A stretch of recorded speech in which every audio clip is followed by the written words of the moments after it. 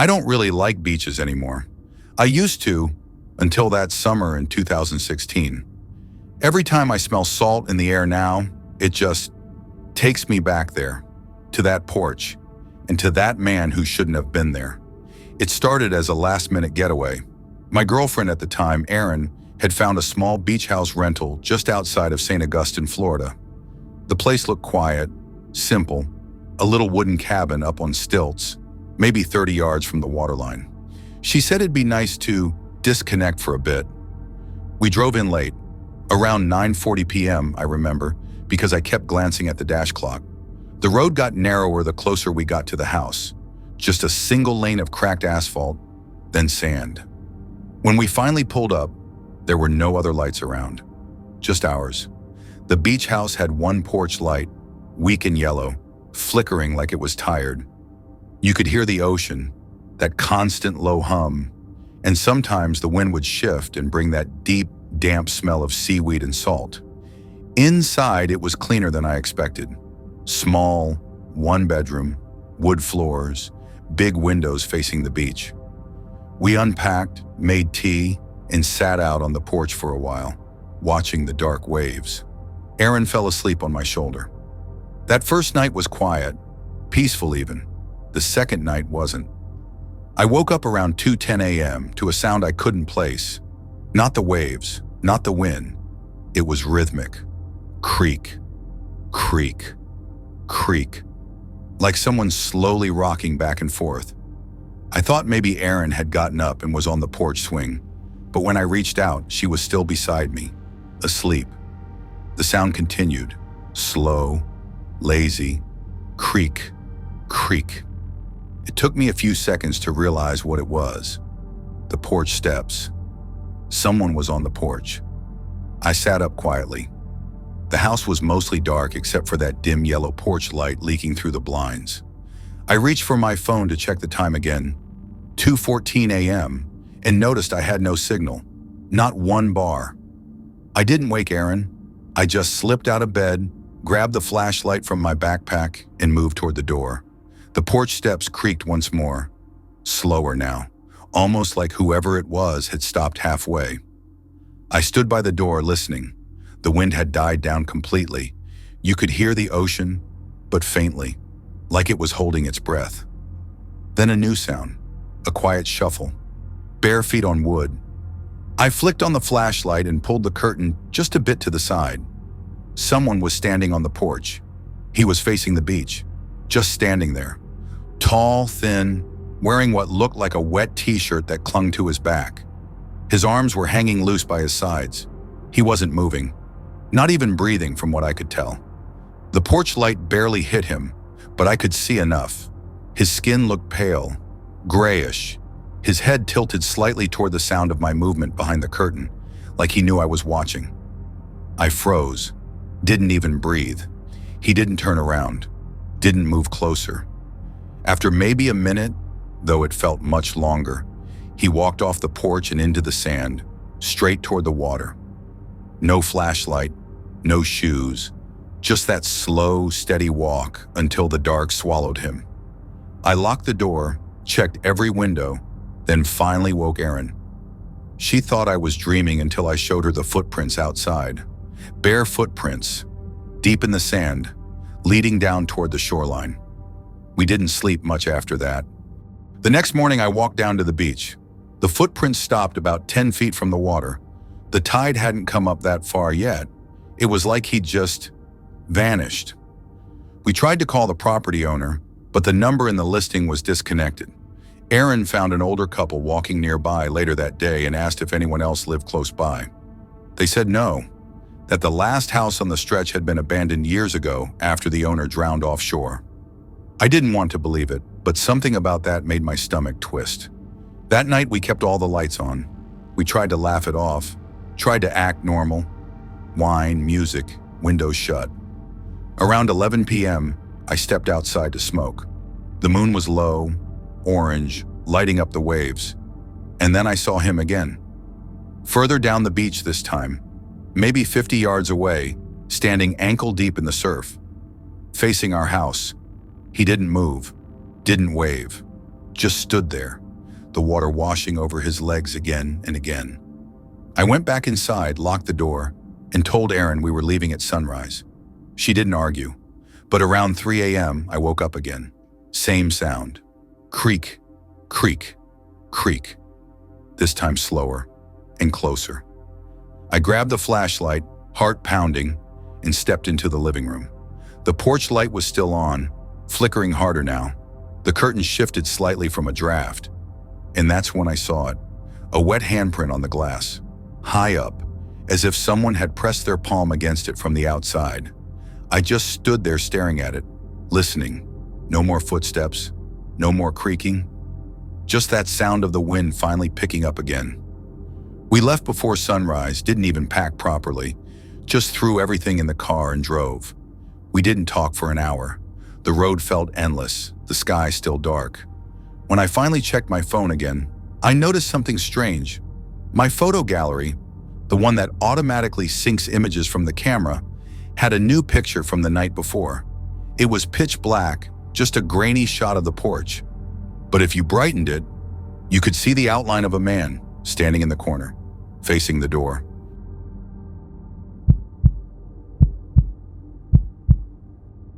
It's strange how the quietest places can get under your skin. The beach house I stayed in that year was the quietest place I've ever known. Too quiet, actually. It was 2021. I'd just gotten out of a long relationship and needed space. A friend of mine had a family house in Maine, small, old, right by the water, and offered it to me for a couple of weeks. No rent. Just keep an eye on the pipes, he said. It was late September when I got there. Tourist season was over, so the entire stretch of beach was practically empty. No shops open, no kids playing in the sand, just gulls and wind. The kind of wind that makes the windows hum. The house was simple. One story, faded blue siding, big bay window facing the ocean. Inside smelled faintly of salt and wood rot, but it felt solid, safe. The first few days were peaceful. I'd wake up early, make coffee, and walk along the wet sand as the tide went out. You could find all kinds of things down there. Driftwood, shells, sometimes a crab or two still moving weakly. Then one morning I found something else. It was a small metal locket, half buried in the sand, oval-shaped with rust creeping around the edges. When I wiped it off, I noticed there was still a photo inside, a faded image of a woman. She looked to be in her 30s, hair pinned up, smiling. But the strange part was that the background looked almost exactly like the beach house behind me. I remember glancing up, then back at the photo. The same porch, the same window, the same railing. It was eerie enough to make me close the locket and pocket it without thinking. That night, I left it on the kitchen counter and forgot about it. Around midnight, I was reading by the couch when I heard something faint, like a tapping sound, soft, rhythmic. It took a second to realize it was coming from the front window, the big one facing the beach. At first, I thought it was the wind shaking the old glass, but when I muted the TV, the tapping continued. Tap, tap, tap. I stood up and peered out. There was nothing, just darkness and the faint shine of the tide pulling back. Still, I couldn't shake the feeling that someone had been standing there, watching. I pulled the curtains and tried to sleep, but every time I started to drift off, I thought I heard it again. Softer now, like it was inside the walls. The next morning, I noticed something odd.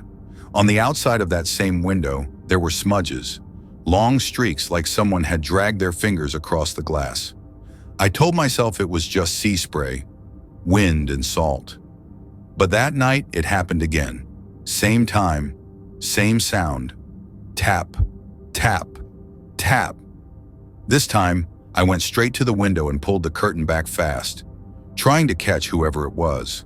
But again, nothing. Just the beach. The tide lower now, exposing long stretches of wet sand that shimmered under the moonlight. Still, I noticed something new. A shape far out by the waterline. It looked like a person standing knee-deep in the surf. They weren't moving, just staring toward the house. I watched for maybe 30 seconds before they turned and started walking away. Not along the shore, but directly into the ocean. I didn't sleep at all that night. The next day I tried to distract myself, called a friend, went into town, did anything to stay busy. But when I came back that evening, the locket was gone from the counter. I looked everywhere, under the papers, behind the microwave, even checked my pockets. Nothing. When it got dark, I felt that heaviness again, the kind that tells you something's wrong even when you can't see it. I poured a drink, turned on some music, and sat facing the window. If it happened again, I wanted to see. Hours passed. Nothing. Just the wind and the faint hiss of the tide pulling away. Around 2:30 a.m., I must have dozed off because I woke to the sound of the curtain rustling, not gently, like someone had just brushed past it. I froze, didn't move, didn't breathe. Then came the sound again. Tap, this time from inside the window. I turned slowly, expecting maybe a loose branch, something ordinary. But there was nothing there, just the reflection of the room in the glass. And yet, in that reflection, I saw it, the faint outline of a face, pressed against the other side of the window. It was a woman, hair pinned up, smiling. I stumbled back and the image vanished. The window was clear again. I ran outside with a flashlight, scanning the beach, the porch, the dunes. No footprints, no one. When I came back inside, the locket was sitting on the kitchen counter again, open this time. The photo inside was different.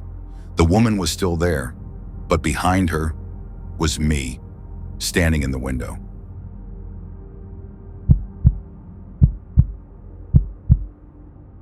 I rented that beach house because I needed quiet. Ironically, it was the quiet that ended up scaring me the most. It was early 2023, still cold on the coast. I'd been working remotely for months, burnt out, barely sleeping. So I booked a week in this small 2-story beach house on an isolated strip in North Carolina. The listing said neighbors nearby, but when I got there, it didn't feel that way. There was only one other house visible from mine, about 50 yards away, half hidden behind tall dune grass and weathered fencing.